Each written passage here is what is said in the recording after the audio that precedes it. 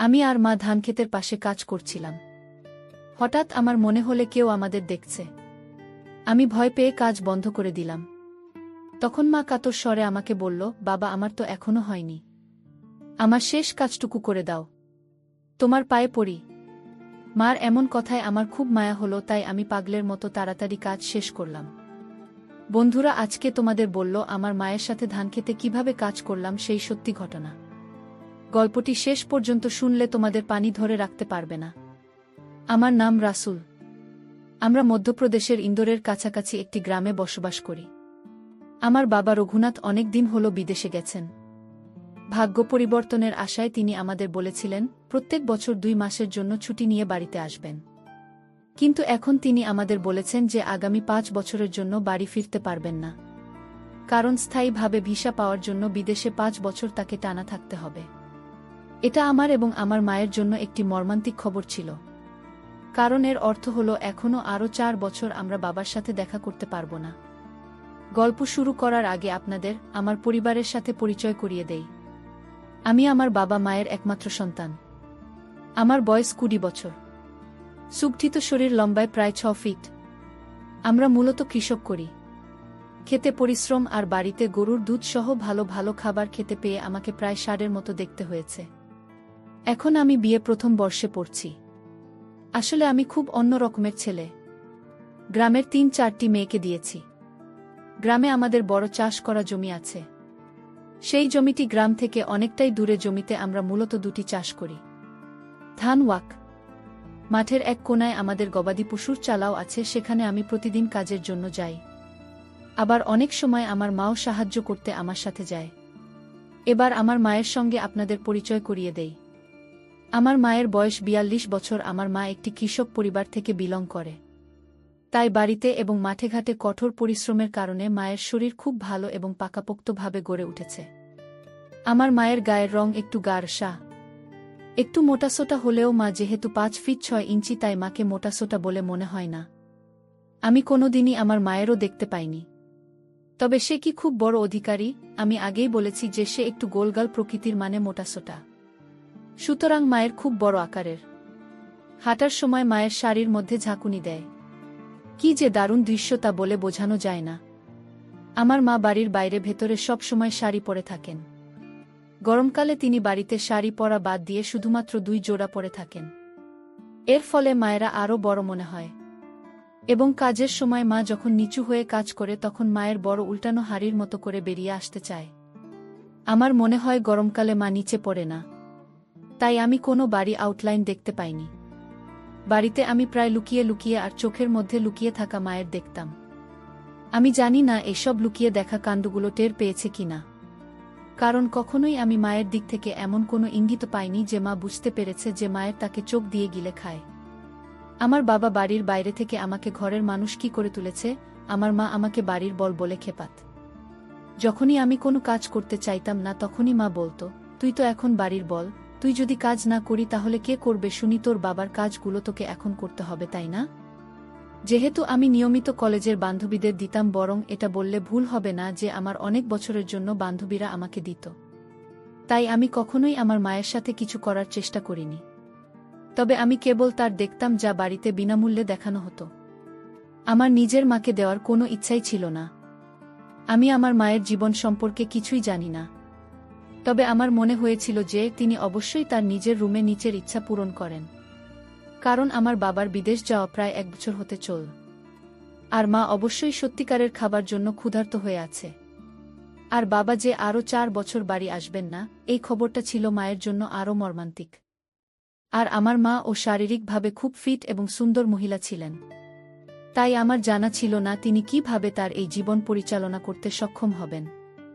যেদিন থেকে বাবার বাড়িতে না আসার খবরটা আসে ঠিক সেই দিন থেকেই আমি খেয়াল করি মা যেন কেমন হতে শুরু করে অন্যমনস্ক থাকেন। এমন অনেকবারও হয়েছে যে তার শোবার ঘর থেকে ওই আওয়াজ শুনতে পেয়েছি। মাকে নিজের ইচ্ছা পূরণ করছেন তা আমি বুঝতে পারতাম। কিন্তু আমার শুধুমাত্র শোনা ছাড়া কিছু করার ছিল না। গরমের দিনগুলিতে খুব গরম পড়ত। তাই বাড়িতে আমি কেবল একটা লুঙ্গি পরতাম। আর মা কেবল জোড়া টুপি পরত। অনেক সময় আমি লক্ষ্য করেছি মা আমার নিচের দিকে তাকিয়ে থাকেন। অবশ্যই সেই তাকানোটা কোনো ছেলের প্রতি কোনো মানে হয় না। সেটা এক পুরুষের ইচ্ছা থেকে বঞ্চিত মহিলা। মাঝে মাঝে মা আমাকে উত্ত্যক্ত করত, এই বলে যে যেহেতু বাবা বাড়িতে নেই তাই বাড়ির পুরুষ বলতে এখন আমি, তাই আমার বাবার মতো বাড়ির লোকের সমস্ত দায়িত্ব পালন করা উচিত। বুঝতে পারতাম যে মা একটি স্পষ্ট বার্তা দিচ্ছেন। তখন আমার ভেতরে এক অজানা শিহরণ খেলে যেত। এমন সময়ে রসিকতা করে আমি বলতাম যে সে বাড়ির মহিলা, তাই তার সমস্ত দায়িত্ব পালন করা উচিত। এই ধরনের কথার উত্তরে মা বলতো, তুই যদি তোর দায়িত্ব পালন করিস তাহলে আমি আমার দায়িত্ব পালন করতে প্রস্তুত। এরকম থাকতে তামাশা আমাদের মা ছেলের মধ্যে প্রায়ই হতো, কিন্তু কখনোই আমরা আমাদের সীমা অতিক্রম করিনি। বাড়ির কাজ করার সময় মা অত্যন্ত গেমে যেতেন, ফলে মায়ের সামনে উপর ভাসমান হতো। তখন মায়ের স্পষ্ট বোঝা যেত। যেহেতু মা বাড়িতে কখনোই জোড়া টুপি পারে না, তাই মায়ের আমার চোখে ধরা পড়ত। অনেক সময় আমি যখন মায়ের দিকে কামুক চোখে তাকাতাম তখন লক্ষ্য করতাম মা আমার দিকে তাকাত। ওই তো মা বুঝতে পারত যে আমি আমার চোখ দিয়ে মাকে গিলে খাচ্ছি, কিন্তু মা কখনোই আমাকে এর জন্য বকা দেননি। মা এমন ভাব করত যেন আমি যে মায়ের দিকে তাকিয়ে আছি মা সেটা টের পাইনি। আবার কখনো কখনো আমি যখন সকালে উঠে আসি করতে যেতাম তখন আমার সোজা হয়ে আকাশের দিকে তাকিয়ে থাকত। তখন মা ও আমার দিকে তাকাত, আমি এমন ভাব করতাম যেন আমি লক্ষ্যই করিনি যে মা আমার দিকে তাকিয়ে আছে। আমি আরও বেশি বেশি করে মাকে দেখতাম। একদিন আকাশ মেঘাচ্ছন্ন ছিল। আমরা মা ছেলে মিলে জমিতে গিয়ে ধান লাগিয়েছিলাম। তারপর জমিতে জল ভরে চার ধরে মাটি দিয়ে বাদ দিয়েছিলাম। মা আমাকে মাঠে গিয়ে দেখে আসতে বলল যে জমিতে জল ঠিকঠাক আছে কিনা এবং জল আটকাবার জন্য যে বাদ দিয়েছিলাম সেগুলো ঠিক আছে নাকি ভেঙে গেছে। কারণ যদি জল বেরিয়ে যায় তাহলে আমাদের আবার নতুন করে জমিগুলোতে ধান লাগাতে হবে এবং এর জন্য অনেক টাকা খরচ হবে। আমার একদমই যাওয়ার ইচ্ছে ছিল না। ভাবলাম কম্পিউটারে ভিডিও দেখে নিচের কাজ করব। তাই আমি মাকে বললাম আজকে না গেলে হতো না। মা বলল না, আজকে যেতে হবে বলে আমাকে জোর দিতে লাগল। আমি আবার অনিচ্ছা জানালে মা বলল, একা যেতে না চাইলে চল, আমিও যাচ্ছি তোর সাথে। বাড়ির কাজ কাম তো হয়ে গেছে, নেনে রেডি। কি আর করা, মায়ের উপর জোর করে কোনো লাভ নেই। তার থেকে বড় কথা আমার মনে আসলো যে মা আর আমি ওই নির্জন মাঠে একা থাকব। অনেকটা সময়ও কাটানো যাবে আমার সাথে, আর মায়ের ওই দেখেই দিন পার হয়ে যাবে। কথাগুলো মনে আসতেই মনে মনে খুব আনন্দ পেলাম, কিন্তু মাকে বুঝতে দিলাম না। মুখে এমন একটা ভাব করলাম যে আমার যাওয়ার মন একদমই নেই। আমি বললাম, ঠিক আছে, তুমি যখন বলছো তবে চলো বলে আমি একটা লুঙ্গি ও টি শার্ট পরে আমার মা দেখলাম একটা স্বাভাবিক ঘরোয়া শাড়ি পরেছেন। যেহেতু আমাদের জমি ছিল বাড়িও গ্রাম থেকে অনেকটা দূরে, তাই সেখানে পৌঁছতে আমাদের প্রায় আধ ঘন্টা সময় লাগল। রাস্তায় আমরা মা ছেলে স্বাভাবিক কথাই বলছিলাম। আমরা যখন ধান খেতে পৌঁছলাম তখন আকাশ সম্পূর্ণ মেঘে ঢাকা ছিল। মনে হচ্ছিল যে কোনো সময় বৃষ্টি শুরু হবে। তবে চিন্তার বিষয় ছিল যে বৃষ্টি থেকে বাঁচার জন্য আমাদের কাছে কোনো ছাতা ছিল না। একমাত্র উপলব্ধ আশ্রয়স্থান ছিল আমাদের গরুর ঘর, কিন্তু সেটাও মাঠের অন্য দিকে অনেকটা দূরে ছিল। আমি মনে মনে এসব কথাই ভাবছি। হঠাৎ বৃষ্টি শুরু হয়ে গেল। মা আমাকে বলল, রাসুল, তুই ওই দিকটা গিয়ে দেখ বাদ ঠিক আছে কি না, আমি এই দিকটা দেখছি বলে মা দেখতে লাগল ভালো করে। আমিও চলে গেলাম মায়ের বিপরীত দিকে এবং দেখতে লাগলাম। দেখতে দেখতে আমি আর মা দুজনে ভিজে গেলাম। দেখলাম এক জায়গা দিয়ে জল বেরিয়ে যাচ্ছে। মা আমাকে সেই ভাঙা জায়গাটাতে কাদামাটি দিতে বলল। আমি সঙ্গে সঙ্গে কিছু কাদা হাতে করে নিয়ে সেখানে দিয়েই, কিন্তু জলের প্রবাহ বেশি থাকায় তার সঙ্গে সঙ্গে ধুয়ে গেল। মা আমাকে জিজ্ঞেস করল, কি হয়েছে? আমি বললাম, মা ধুয়ে গেছে। মা বলল, থামো, আমি আসছি, তুই কিছু কাদে আমাকে বলে মা আমার কাছে আসলো। কিছু কাদা মায়ের হাতে দিলাম। মা সেটা নিয়ে একটু নিচের দিকে ঝুঁকল, তারপর সেই ভাঙা জায়গাতে কাজে ঢুকিয়ে দিচ্ছিল। আমি মায়ের সামনে দাঁড়িয়েছিলাম এবং ভেজা কাদা মাটি মায়ের হাতে ধরিয়ে দিচ্ছিলেন। মা যখন নিচে ঝুলছিল তখন মার উপরিভাগ থেকে দেখা যাচ্ছিল। যেহেতু মায়ের খুব বড় বড় ছিল তাই নিচে ঢোকার সময় মার স্পষ্ট দেখা যাচ্ছিল। আমার মনে হলো যে আমি খুব ভাগ্যবান যে কিনা বিনামূল্যে এত সুন্দর দৃশ্য দেখতে পাচ্ছি। আমি মাকে কাদা দিচ্ছিলাম আর তার বৃষ্টিতে ভেজা দুটোর দিকে তাকিয়েছিলাম। চারপাশে আমি আর মা ছাড়া কেউ নেই, পুরো ফাঁকা। আমি এতটাই মনোযোগ দিয়ে দেখছিলাম যে মাঝে কাদা চাইছিল, আমার কানে আসেনি। মা বলল, কি রে, হা করে কি দেখছিস কাদাতে? এমনিতেই ভিজে গেছি, ঠান্ডাও লাগছে। দে কাঁদে। আমি তাড়াতাড়ি নিজেকে ঠিক করে মাকে কাঁদা দেই। মা কি বুঝতে পারল যে আমি মাকে দেখছিলাম? বুঝলেও কিছু বলতে পারেনি, কারণ মা তখন কাদা লাগাতে ব্যস্ত। কাদা নিয়ে মা আবার ভাঙা জায়গাতে কাদা লাগতে লাগল। কাদা নিয়ে এদিক ওদিক লাগানোর সময় মায়ের সাথে সাথে ওই এদিক ওদিক দুলছিল। এই দৃশ্য দেখে আমার বর হতে শুরু করল। বৃষ্টি খুব জোরে হচ্ছিল এবং আমরা মা ছেলে দুজনেই বৃষ্টিতে পুরোপুরি ভিজে গিয়েছিলাম। গরুর ঘরটা একমাত্র আমাদের আশ্রয়ের জায়গা ছিল, কিন্তু সেটা অনেক দূরে থাকায় আমাদের ভেজা ছাড়া আর কিছু করার ছিল না। বৃষ্টিতে ভিজে মা সব পুরোপুরি লেপ্টে যায়। যেহেতু সেখানে আর কেউ ছিল না, তাই আমি মাকে দেখতে লাগলাম। হঠাৎ করে আমি লক্ষ্য করলাম মা আজকে জোড়া টুপি পারছে, কারণ এর ভেতর দিয়ে তার কালো স্পষ্ট বোঝা যাচ্ছে। আমার নজর মায়ের দিকে গেল, দেখি পিছনে একটা মোটা আস্তরণ পড়েছে। তার মানে আজকে মা ওইটাও পারছে।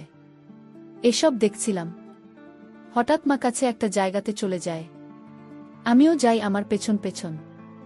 গিয়ে দেখি এই জায়গাটা থেকেও জল বেরোচ্ছে। আমি মায়ের পিছনে গিয়ে দাঁড়াই। মা আমার কাছে কাদামাটি চাই, আমি মাটি দিয়ে মা আবার আগের মতোই নিচে ঝুঁকে কাদামাটিতে শুরু করে। যেহেতু আমি মায়ের পিছনের দিকে ছিলাম, তাই আমি আমার মায়ের পিছনেটা দেখতে পাচ্ছিলাম। একটা উল্টানো মাটির কলসির মতো দেখাচ্ছে। ভেতরটাও খুব ভালো করে বোঝা যাচ্ছে। আমি একটু ইচ্ছাকৃতভাবে মা ঠিক পিছনে দাঁড়িয়েছিলাম, যাতে আমি তার দর্শন পাই। ওদিকে মা নিজের কাজে ব্যস্ত, আর আমি তার সুযোগ নিয়ে আমার পিছন চোখ দিয়ে গিলে খাচ্ছি। হঠাৎ করে মা আবার সোজা হয়ে দাঁড়িয়ে আবার আগের জায়গাতে যেতে চাইলে আমার বর হয়ে থাকা তার সাথে স্পর্শ করে। আমি ভয় পেয়ে গিয়েছিলাম। ভাবলাম না হয়তো এই কাজের জন্য আমাকে উদ্দেশ্য করে কিছু বলবে, বাবা বকা দিবে। কিন্তু সে আবার নিচু হয়ে ঝুঁকে আগের মতোই কাজে মন দিল, যেন কিছুই হয়নি। যেহেতু বাচুক ছিল, তাই এটা আমাকে সাহস দিয়েছিল এবং আমার বর আবার বর হতে শুরু করল, যেন কাজ করার জন্য ফসফস করতে লাগল। আমি তাকে কাদা দিচ্ছিলাম আর সে সেই কাদা নিয়ে ভাঙা বেড়ার উপর রাখছিল। আমি ইচ্ছা করে বারবার তার উপর আমার বউ রাখছিলাম, স্পর্শ করছিলাম। কিন্তু মা এমন ব্যবহার করছিল যেন সে বুঝতেই পারেনি যে আমার বর তার পিছনে মারছে। এই পরিস্থিতি ছিল আমার সুবিধার জন্য এবং আমি এটার সর্বাধিক সুবিধা দিচ্ছিলাম। কিছুক্ষণ পরে মাটির বেড়া ঠিক হয়ে যায় এবং জল বের হওয়াও বন্ধ হয়ে যায়। তাই মা সোজা হয়ে দাঁড়িয়ে প্রথমে আমার দিকে তাকাল, যেটা এতক্ষণে আমার ভেতরে তাঁবু সৃষ্টি করেছে। আমাকে কাদায় হাত ধুয়ে আমাদের বাড়িতে ফিরে যেতে বলল। ধানের জমিতে জল ছিল, সেটা দিয়ে আমি আমার হাত ধুয়ে নিই। আমি ভাবছিলাম যে কিভাবে মার সাথে কাজ করা যায় বা অন্য কোনো পদক্ষেপ নেওয়া যায় কিনা। তারপর মা মাঠে হাত ধুয়ে নিই জমিতে থাকা জল থেকে।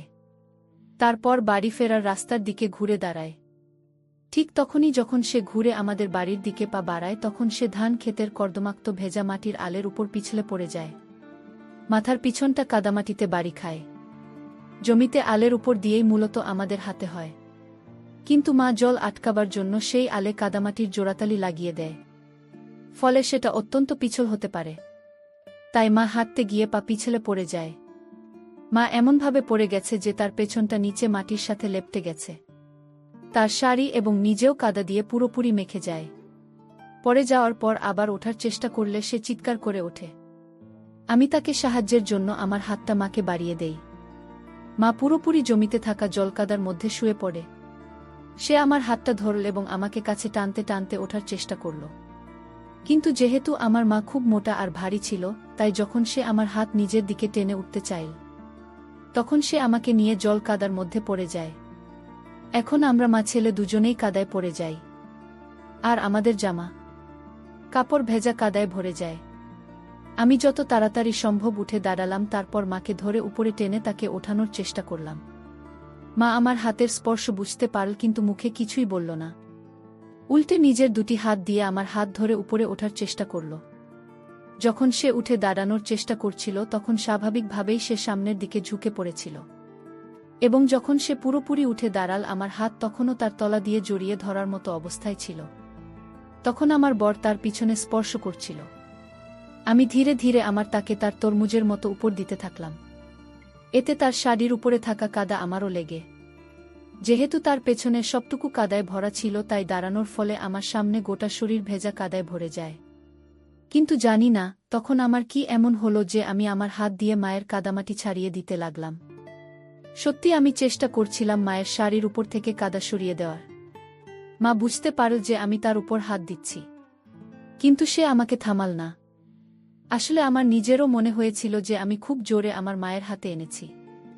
এটা মনে আসতেই আমার আরও বেড়ে যায় এবং আমি খুব জোরালো ভাবে দিতে থাকি। আমার এমন মনে হচ্ছিল যে আজ যেন একটা বড় গোল কোনো জিনিসের উপর করেছি। আমি তখন গান শূন্য, কিন্তু মায়ের দিক থেকে কোনো বাধা পাচ্ছিলাম না। বিনিময়ে মা তার হাত সামনে থেকে পিছনের দিকে নিয়ে আমার গায়ে লেগে থাকা কাদা ছাড়ানোর চেষ্টা করেন। আস্তে আস্তে নিচে আমার কাছে তার হাত চলে আসে। বড় হয়েও উপর থেকে কাদা পরিষ্কার করতে শুরু করে। আমার বড় হয়ে থাকা সত্ত্বেও মা কিছু মনে করেননি, বরং আমার পরিষ্কার করার অজুহাতে শুরু করে। সত্যি আমাদের মনে হচ্ছে আমরা যেন স্বর্গে আছি। ফাঁকা মাঠে আমরা কাদার মধ্যে আমাদের কাজ করছিলাম, কিন্তু খুব স্বাভাবিকভাবেই আমরা এই কাজটা বেশিক্ষণ চালিয়ে যেতে পারিনি। আমাদের দুজনেরই কাপড় কাদায় ভরে গেছিল, আর বৃষ্টিতে ভিজেছিল।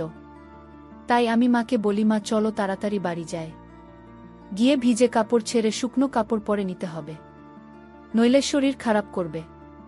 মা আমার কাদায় মাখা ও দাঁড়িয়ে থাকা এবং নিজের শাড়ির দিকে তাকিয়ে একই অবস্থা দেখে টিটকিরি মেরে বলল, রাস উত্তর অবস্থা দেখত। তোর কি মনে হয় যে আমরা এই অবস্থায় গ্রামের মধ্য দিয়ে বাড়ি যেতে পারব? আমাদের দুজনকে দেখে যে কেউ বুঝতে পারবে যে আমরা কাদায় কুস্তি লড়েছি। তারপর আমি ও আমাদের অবস্থা দেখে বললাম, মা কাছে আমাদের গরুর ঘর আছে, সেখানে চাকরির থাকার জন্য একটি ঘরও আছে। সেই চাকর আমাদের গবাদি পশু দেখাশোনা করার জন্য সেখানে থাকে, কিন্তু আজকাল তো সে আর এখানে থাকে না, তার নিজের গ্রামে গেছে। ভিতরে তো আর কেউ নেই, তাই না? চলো না ওখানে যাই। সেখানে গরুর খাওয়ার জন্য একটি সিমেন্টযুক্ত জলের ট্যাঙ্কও তো আছে। সেখানে না হয়ে আমরা আমাদের কর্দমাক্ত কাপড় চোপড় ধুয়ে নিব। বৃষ্টি না থাকা অবধি ওখানে থেকেও যেতে পারব। ততক্ষণে আমাদের কাপড় শুকিয়ে যাবে। কি বলো মা, যাবে? মা বলল, কথাটা তুই খারাপ বলিস নি রাসু, বৃষ্টি কখন থামবে তার ঠিক নেই, আর এই অবস্থায় বাড়িও যেতে পারব না। ওখানে যাওয়াই ঠিক হবে। চল আমরা বরং ওখানে যাই, আমাদের জামা কাপড়গুলো পরিষ্কার করি, ততক্ষণে বৃষ্টিও থেমে যেতে পারে। চলুন। আমরা দুজনেই গরুর ঘরের কাছে চাকরি ঘরের দিকে রওনা হলাম। মা আমার সামনে হাঁটছিল আর আমি আমার পিছন পিছন হাঁটছিলাম। মা খুব সাবধানে পা ফেলে হাঁটছিল। হাঁটার সময় ভিজে কাপড়ে জড়ানো মা একবার এদিক একবার ওদিক দুলছিল। একটা বয়স আসলে এমন বেশি পছন্দ হয় মায়ের হাড়ের মতো দেখে বারবার মনে হচ্ছিল কাজ করি। মনে মনে এসব কথা ভাবছি আর হাত দিয়ে আমার নিজে আর মায়ের পেছন পেছন হাঁটছি। এইভাবে কিছুক্ষণ হাঁটার পর আমরা মা ছেলে ঘরের সামনে এসে দাঁড়ালাম। তারপর তাড়াতাড়ি ঘরের মধ্যে প্রবেশ করলাম। মা আমার পাশে দাঁড়িয়েছিল, সে চুপচাপ ছিল এবং ভাবছিল কি বলবে আর কি করবে। আমরা দুজনেই যে খুব খুশি ছিলাম তা জানতাম, কিন্তু আমাদের মা ছেলের সম্পর্কটা বাধা সৃষ্টি করছিল। কিছুক্ষণ পর আমি বললাম, মা তুমি তোমার কাপড় চোপড় ছেড়ে নাও, তারপর সেগুলিকে বালতির জলে ধুয়ে শুকানোর জন্য কর্ডের উপর রেখে দাও। মা কিছুক্ষণ আমার দিকে তাকিয়ে রইল, তারপর একটু দ্বিধা বোধ করে আস্তে আস্তে জলের বালতিতে ডুবিয়ে দেওয়া। আমিও মার সাথে সাথে আমার লুঙ্গি ও টি শার্ট আর গেঞ্জি খুলে জলে ডুবিয়ে দেয়। তারপর আমার দিকে দেখি মা শুধু জোড়াতাপ্পি পারে দাঁড়িয়ে আছে। এই দৃশ্য দেখে আমার ভেতর মস্ত একটা তাঁবু সৃষ্টি করল এবং আমার বেরিয়ে আসতে চাইছিল। মা আমার দাঁড়িয়ে থাকা দেখছিল, জিম করা বডিতে আমাকে ষাঁড়ের মতো দেখছিল। আমার চোখে ছিল ইচ্ছা। সে যে আমার মা সেটা তার চাহনি দেখে বোঝা বড় দায়, আমিও তার দেখছিলাম। এই প্রথম আমি আমার মাকে এভাবে দেখলাম। লক্ষ্য করলাম মায়ের উপর কাদা মাটি লেগে আছে। মাথায় একটা দুষ্টু বুদ্ধি আসলো। আমি মাকে বললাম, মা দেখো, তোমার উপরে অনেক কাদা লেগে রয়েছে, আর বৃষ্টির জলে দুটোই পুরোপুরি ভিজে গেছে। তুমি চাইলে ভালো করে ধুয়ে মাটি পরিষ্কার করে কর্ডের উপর শুকোতে দিতে পারে। মা আমার গলার স্বর এবং চোখের মধ্যে ইচ্ছা অনুভব করে বললেন, রাহুল তোর কি মাথা খারাপ হয়ে গেছে নাকি? তুই ভাবলে কি করে যে আমি তোর সামনে আমার সম্পূর্ণ হয়ে দাঁড়িয়ে থাকব? এটা কখনোই হবে না। আমি বললাম, মা কি বলছো কি এসব? আমি তোমার ছেলে, ছোটবেলায় 10 বার তোমায় দেখেছি। আমি তোমারই তো ছেলে, তোমার থেকে আমার সৃষ্টি হয়েছে। নিজের ছেলের সামনে তোমার লজ্জা কিসের? মা আমরা দুজন ছাড়া তো আর কেউ নেই এখানে। আর এই বৃষ্টির মধ্যে কেউ আসবেও না। তাছাড়া আমাদের চাকর তো নেই। তাই লজ্জা না করে তোমার ওগুলো পরিষ্কার করে নাও, নইলে তোমার ঠান্ডা লেগে যেতে পারে। আর হতেও পারে তোমার কাপড় চোপড় ভেজা থেকে যেতে পারে। আমাকে দেখো, আমিও তো সম্পূর্ণ হয়ে আছি। মা কিছুক্ষণ ভাবল, তারপর ইতস্তত করে বলল, রাসূল, আমার মনে হয় তোর সামনে আমার সম্পূর্ণ হওয়া খুব অদ্ভুত আর নির্লজ্জের মতো একটা কাজ হবে। তুই আমার ছেলে, তোর সামনে কি করে আমি? আর তাছাড়া আমি খুব মোটা আর বয়সও বেড়েছে। আমার খুব খারাপ লাগবে বাবা তো সামনে এমন করতে। আমি জানি আমার ওজন খুব বেড়েছে, তাই আমাকে কুৎসিত আর মোটা লাগে। আমি নিজেই নিজের দিকে তাকিয়ে লজ্জা পাই। আমি কি করে তোর সামনে সম্পূর্ণ হবে? এই কথা বলার পর মা চুপচাপ দাঁড়িয়ে রইল। আমি পরিবেশটাকে হালকা করার জন্য হাসতে হাসতে বললাম, মা, কি বলছো তুমি? কে বলেছে তুমি মোটা? তুমি খুব ফিট এবং খুব সুন্দর একজন মহিলা। আমার মনে হয় না গ্রামের কেউ তোমার সাথে সৌন্দর্যের কম্পিটিশন দিতে পারবে। এমনকি আমার কলেজের মেয়েরাও তোমার মতো রূপ পাওয়ার জন্য মরিয়া হতে থাকে। এক অজানা ভয়ে সারা দিল মনে। ভাবলাম মার সাথে কখনো এমন কথা বলেননি, আজ বেরিয়ে গেছে মুখ থেকে। মা বকা না দেয়, কিন্তু মনে হলো যে মা এই কথাটা কিছু মনে করেনি। উল্টে সে হেসে বলল, রাসূল, তুই আমার মন রাখার জন্য এসব কথা বলছিস আর আমাকে নিয়ে মজা নিচ্ছিস। আমি সব বুঝি। আমি বললাম, না মা, আমি সত্যি বলছি। তুমি আমার চোখে দেখা সবচাইতে সুন্দর নারী। মা বলল, থাক, আর প্রশংসা করতে হবে না। সত্যি বলতে তুইও খুব হ্যান্ডসাম। তোর বাবার মতো হোসেনি। তুই কলেজে কতগুলো মেয়ে বন্ধু আছে তোর? সত্যি করে বল। আমি বললাম, মা, আমি আমার কলেজের একটা মেয়েকে আমার পছন্দ না। সবগুলো তো পাতলা। যুগ এখন পাল্টে গেছে। জানো তো, এখনকার ছেলেরা পাতলা মেয়েদের পছন্দ করে না। এখনকার ছেলেরা পছন্দ করে তোমার মতো নারী। কারণ যখন একটা ছেলে ভালোবেসে একটা মেয়েকে ধরবে, তখন তার যেন এটা না মনে হয় যে সে শুধু হারকে জড়িয়ে আছে। তাই আমি তোমাকে নিয়ে মজা মোটেও করিনি। পরে এসব নিয়ে কথা হবে। তুমি এখন সম্পূর্ণ হও বলে একটা হাসি দিলাম তার দিকে তাকিয়ে। মা একটু লাজুকভাবে তার জলভর্তি বালতিতে ফেলে দিল। তার বউ আমার সামনে বেরিয়ে আসলো। হঠাৎ আমার মুখ থেকে আপনা আপনি একটা সিটি বেজে উঠল। মা এটা শুনে লজ্জায় মুখ নিচে নামিয়ে নিল। সাথে সাথে আমিও লজ্জা পেলাম। আমি নির্বিকারভাবে বললাম, মা, সিটি মারার জন্য আমি তোমার কাছে ক্ষমা চাইছি।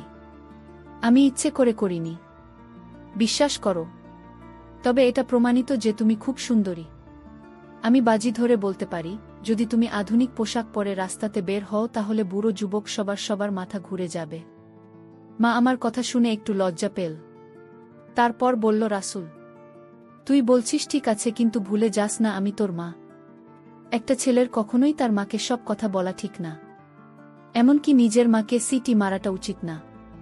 তার উত্তরে আমি মাকে বললাম, আমায় ক্ষমা করো, কিন্তু তুমি তো তখন বললে যে বাড়ির লোক, আমি বাবার দায়িত্ব আমাকে দিলে।